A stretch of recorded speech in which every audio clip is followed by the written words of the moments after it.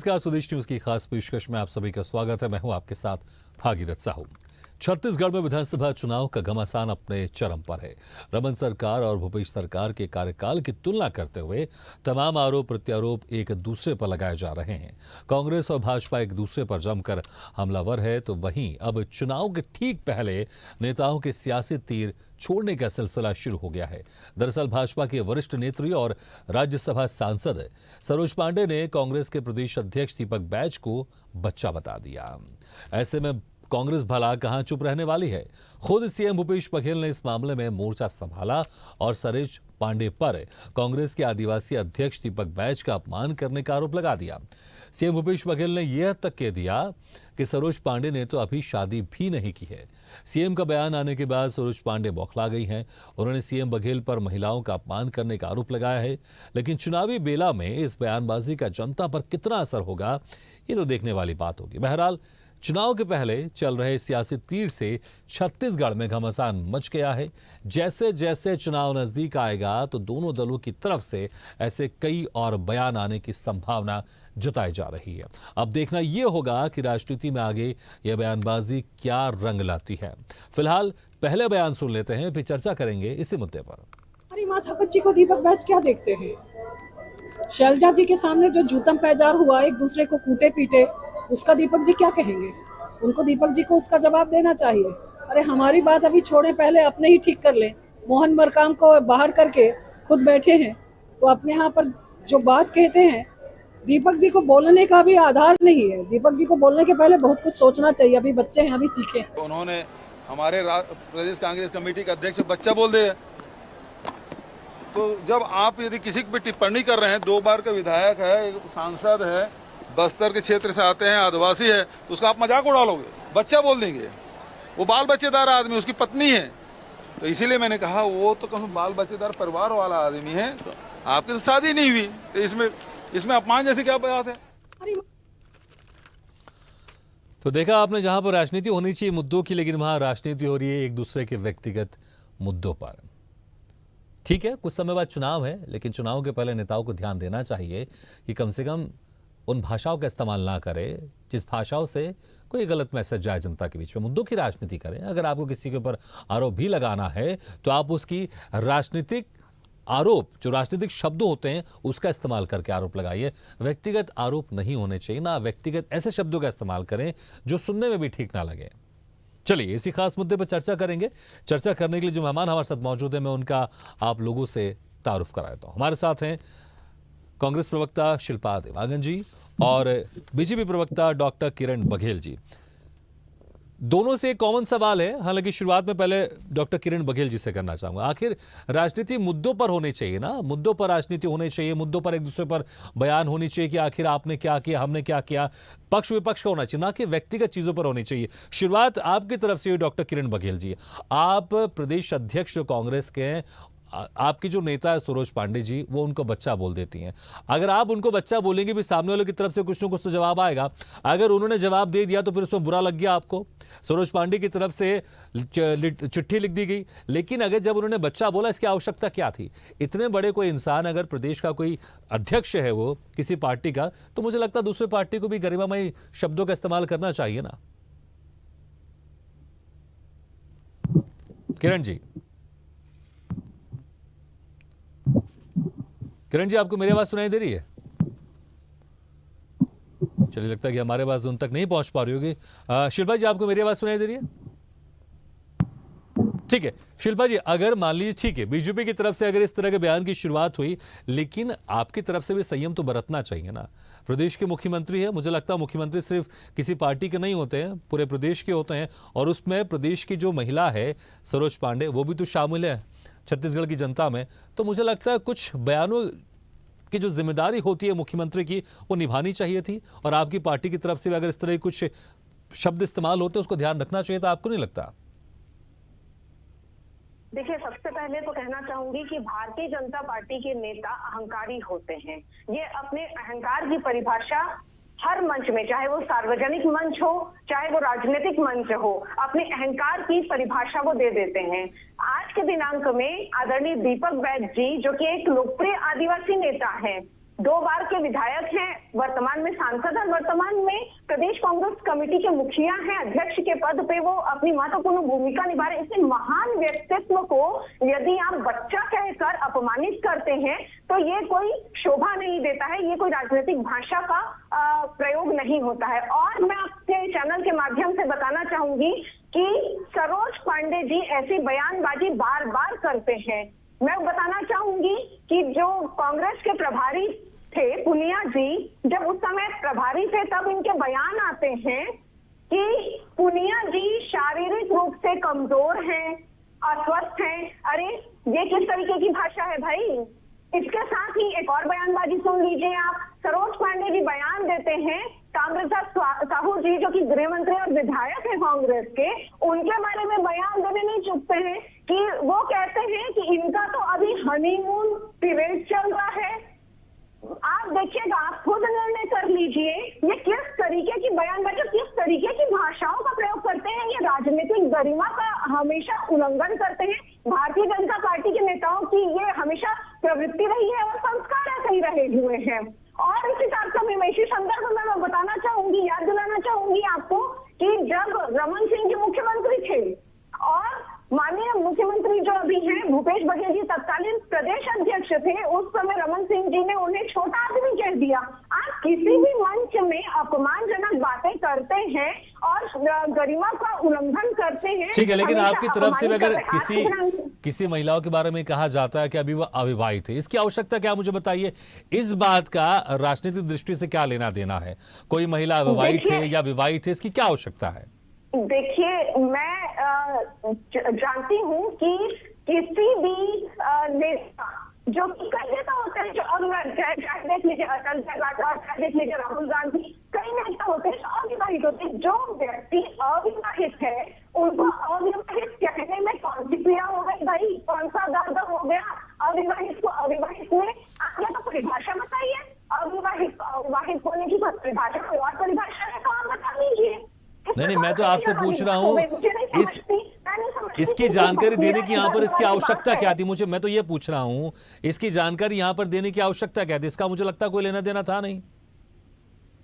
देखिए, इस शब्द को यदि प्रयोग कर भी लिया तो इसमें की बात नहीं थी मेरे हिसाब से। तो चलिए फिर मुझे आप बताइए बच्चा शब्द कहने में क्या समस्या है?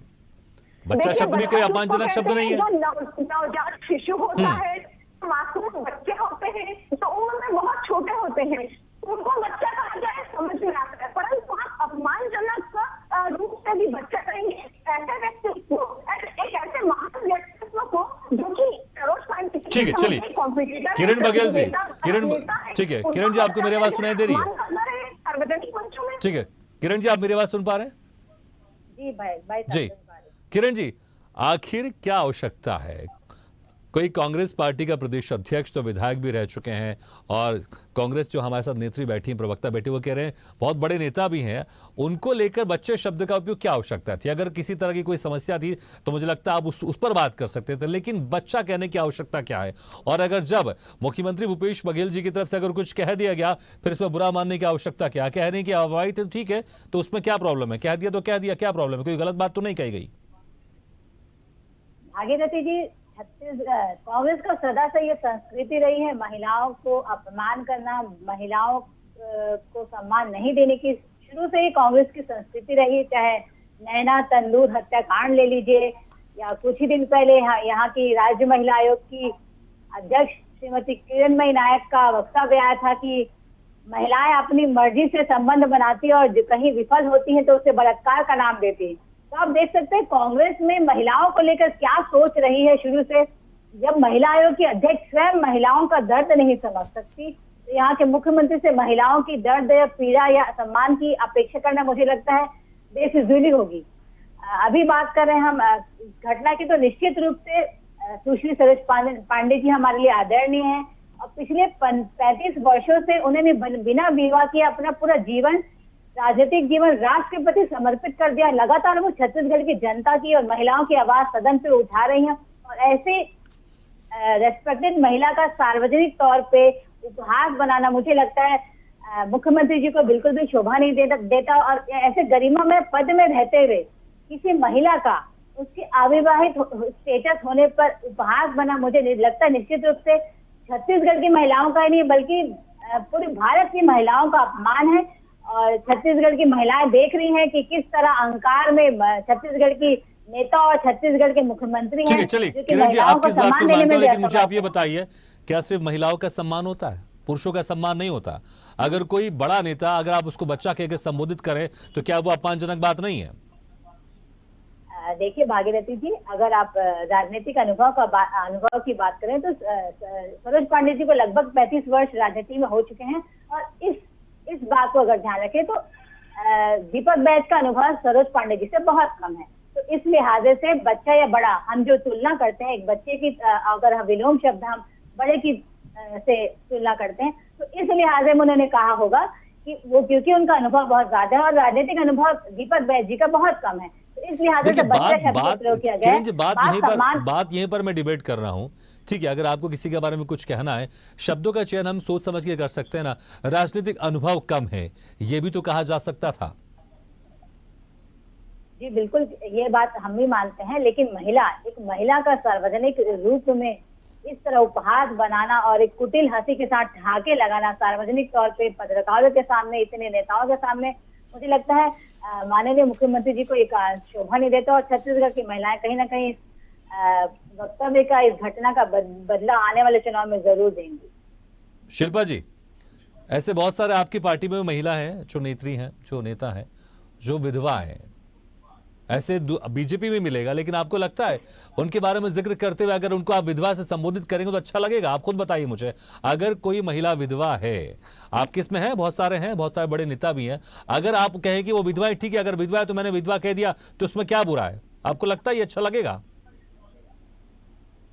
देखिए, मैं भाजपा के प्रवक्ता की बात सुन रही थी। एक बात उन्होंने स्पष्ट रूप से कह दी, उनकी मन की बात सामने आ गई कि उनके अनुभवहीनता, जरूर यही बात है कि दीपक बैज जी को अनुभवहीनता की बोल के बच्चा कहकर उपहास क्यों न किया है। हमने उपहास रूप से किसी भी शब्द का प्रयोग नहीं किया है, ये अंतर है शब्दों के चयन में। कैसे इसको थोड़ा सा मुझे क्लियर कर दीजिए शिल्पा जी, इसको थोड़ा सा मुझे क्लियर कर दीजिए कैसे? उन्होंने कहा तो वो उपहास है, आपने कहा तो उपहास नहीं है।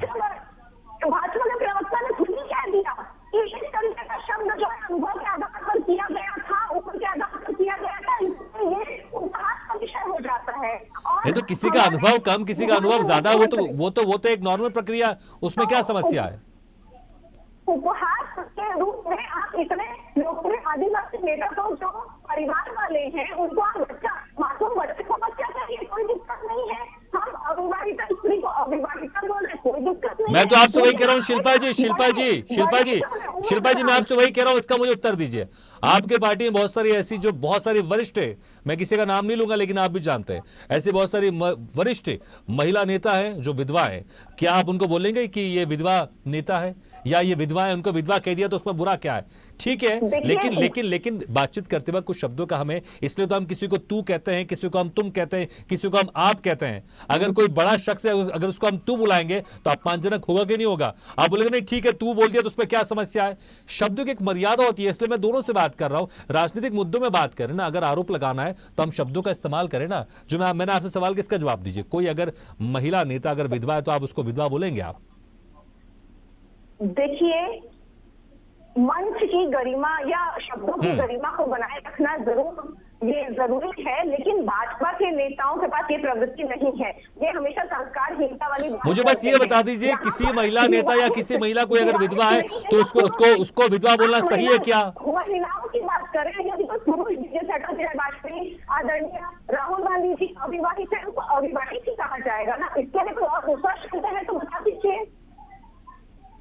ठीक है, डॉक्टर किरण बघेल जी, अगर पुरुष को कह दिया कि अविवाहित है तो उसमें कोई समस्या ज्यादा नहीं होती है, अगर महिला को कह दिया तो उसमें क्यों समस्या हो रही है? क्योंकि यही कह रही है शिल्पा जी, यही कह रही है, ठीक है, अगर कोई अविवाहित है बोल दिया अविवाहित है तो उसमें क्या समस्या है?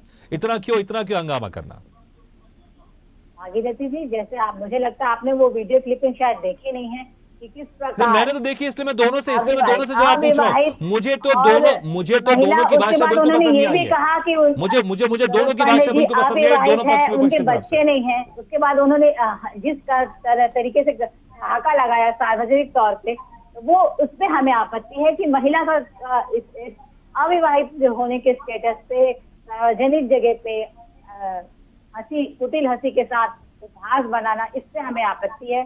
शब्द को तो फिर भी दरकिनारा किया जा सकता था, मगर इस सार्वजनिक तौर पे जो हंसी और ठहाके लगाए गए इनके स्टेटस को लेकर, उससे हमें बहुत आपत्ति है।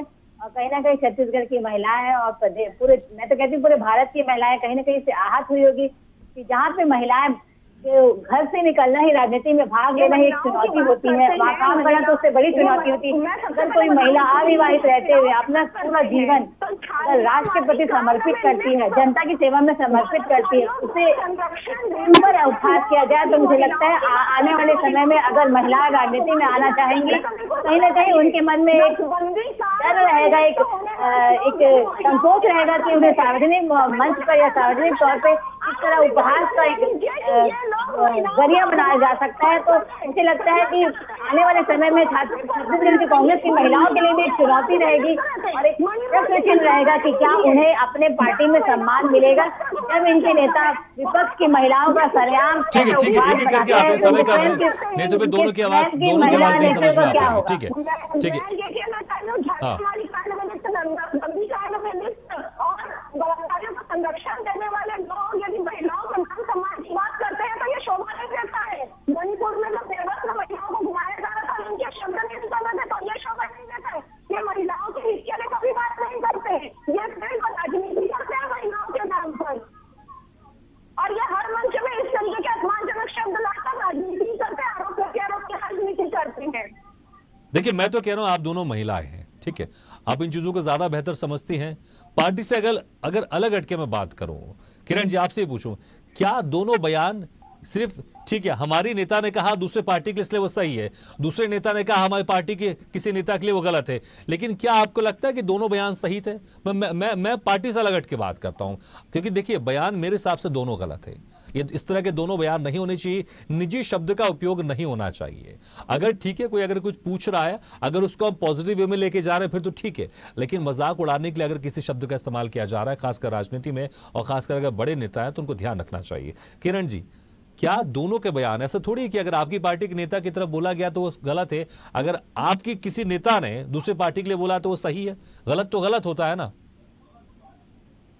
जी निश्चित रूप से भागीरथी जी, मैं सहमत हूँ आपसे कि अगर हम एक गरिमा में पद में हैं, एक जिम्मेदार पद में है, तो हमें अब उस पद की गरिमा को मेंटेन करना चाहिए, उस पद की डिग्निटी को मेंटेन करना चाहिए, और निश्चित रूप से अपने शब्दों पे हमें बिल्कुल भी ध्यान देना चाहिए, चाहे वो राजनीतिक हो या कोई और प्रोफेशन हो।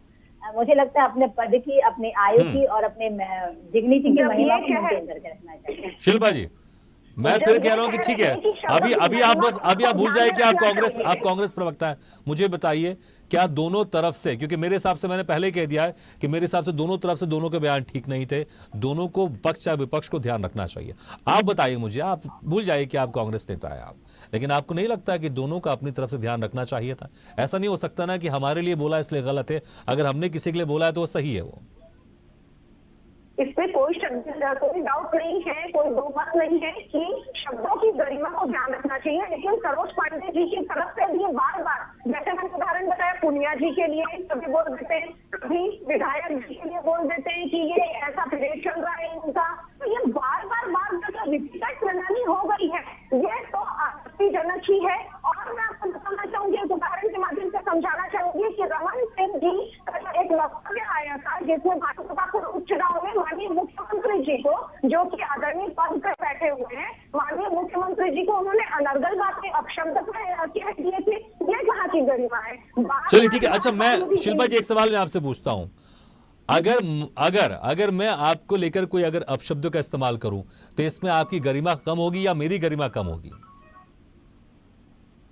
अपशब्द का इस्तेमाल होना ही नहीं चाहिए। नहीं, मैं आपसे वही कह रहा हूं, अगर मैंने कोई अपशब्द का इस्तेमाल किया आपको लेकर तो उसमें मेरी गरिमा कम होगी, क्योंकि मैं इस तरह की भाषा का प्रयोग कर रहा हूं। मैं तो अगर आप किसी तरह की गलत भाषा का उपयोग कर रही हैं तो मैं उसी भाषा में थोड़ी जवाब दूंगा ना।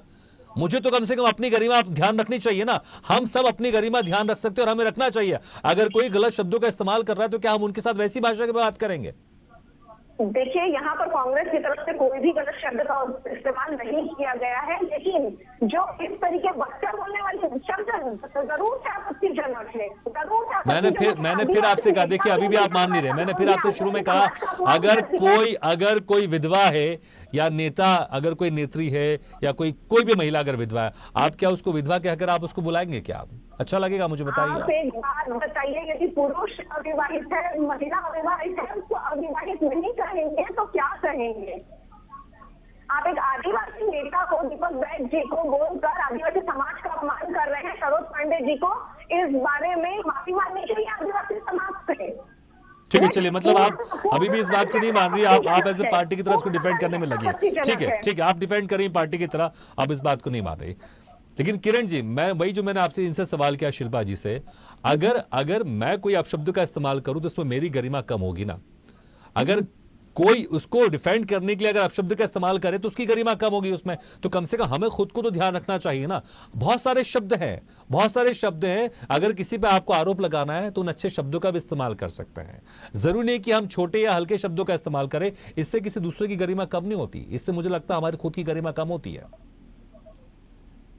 किरण जी, बिल्कुल भागीरथी जी, मैं आपसे सहमत हूँ कि जो शब्दों का लो लेवल के शब्दों का जो उपयोग कर होते हैं, कभी सार्वजनिक मंच में रहते हैं, कुछ रहते हैं या कुछ मानसिक उनका उस समय बिहेवियर ऐसा रहता है कि जल्दबाजी में कुछ स्लिप ऑफ द टंग जो हम शब्द उपयोग करते हैं, कभी कभी फिसल जाते हैं। लेकिन उसी बात को पकड़ के फिर उस बात के जवाब में सार्वजनिक तौर पे एक खास उद्देश्य से, किसी खास उद्देश्य की बात लेकर उनका उपहास बनाना, जो कि गरिमामय पद में देखिए, आप मुझे बताइए। ठीक है, मैं एक और बात करता हूं। ठीक है, आप लोग भले पक्ष विपक्ष दूसरी पार्टी के हैं, लेकिन आपको एक राजनीतिक गरिमा बनानी पड़ेगी। नहीं तो जो आम जनता है, इसलिए आम जनता कभी कभी नेताओं का अपशब्द कह देती है, उनको लगता है ये तो आपस में लड़ते रहते हैं, तो फिर हमें क्या है, हम भी कह देते हैं। क्योंकि अगर ठीक है, अगर कोई आपके इसमें मतभेद है, लेकिन शब्दों का इस्तेमाल सही करना पड़ेगा, क्योंकि मैसेज गलत जाता है जनता के ऊपर, और फिर वही जनता फिर नेताओं पर भी आरोप लगाती है, उल्टी सीधे बात करती है। किरण जी, संक्षेप में लास्ट कमेंट। बिल्कुल, नेता जो होते हैं वो एक आम जनता के, और खास करके जनता के लिए एक रोल मॉडल होता है। निश्चित रूप से हमें सभी नेताओं को, शिल्पा जी 10-15 सेकंड में, शिल्पा जी 10-15 सेकंड में, ठीक है, कोई भी हमारे अगर विरोधी पार्टी का भी नेता हो, कम से कम हम अपने शब्दों को ध्यान रखें। अगर किसी ने अगर गलत शब्दों का इस्तेमाल किया, हम क्यों गलत इस्तेमाल कर रहे हैं, और ये मैसेज जनता में ठीक नहीं जाता है अगर इस तरह से हम राजनीति बयानबाजी में इस तरह के शब्दों का इस्तेमाल करते हैं। तो देखिए, जरूर से शब्दों की गरिमा को बनाए रखना चाहिए, और बार बार ऐसे शब्दों का प्रयोग और ऐसे सेंटेंस वाक्यों का प्रयोग नहीं होना चाहिए, क्योंकि बार बार उनकी तरफ से होता आया है। तो ये आपकी तरफ से भी हो रहा है, आपकी तरफ से भी हो रहा है। आप ये मत सोचिए कि हमने कहा है तो वो गलत नहीं है, वो भी गलत है अगर मैं कहूं तो। ठीक है, चलिए, समय हमारा खत्म हो गया। शिल्पा जी और डॉक्टर किरण बघेल जी, बहुत बहुत शुक्रिया। ठीक है, बहुत बहुत शुक्रिया आप दोनों मेहमानों को हमारे इस खास चर्चा में शामिल होने के लिए। तो ध्यान रखना चाहिए, कुछ समय बाद चुनाव आने वाला, इस तरह के लगातार बयानबाजी का दौर और चलता रहेगा और आगे बढ़ता भी जाएगा। लेकिन ध्यान रखना चाहिए कि बड़े जो नेता होते हैं, जनता उनको देखती है, जनता उनको सुनती है। अगर हम इस तरह के शब्दों का इस्तेमाल करेंगे तो वही फिर जनता वह आपके ऊपर भी इस तरह के शब्दों का इस्तेमाल करेगी। तो राजनीतिक गरिमामयी को बनाना सबकी जिम्मेदारी है। जो भी राजनीति है, जो भी नेता हैं, चाहे पक्ष के नेता हैं या विपक्ष के नेता, सबको मिलकर एक अच्छा माहौल बनाना पड़ेगा राजनीति में। आरोप लगाइए, लेकिन अच्छे शब्दों के साथ आरोप लगाइए। इस तरह के व्यक्तिगत आरोप या कोई हल्के शब्दों का इस्तेमाल नहीं होना चाहिए। इसी के साथ हमारी इस खास चर्चा में फिलहाल इतना है, लेकिन खबरों का सिलसिला लगातार जारी है। आप देखते रहिए स्वदेश न्यूज। सबसे पहले देश।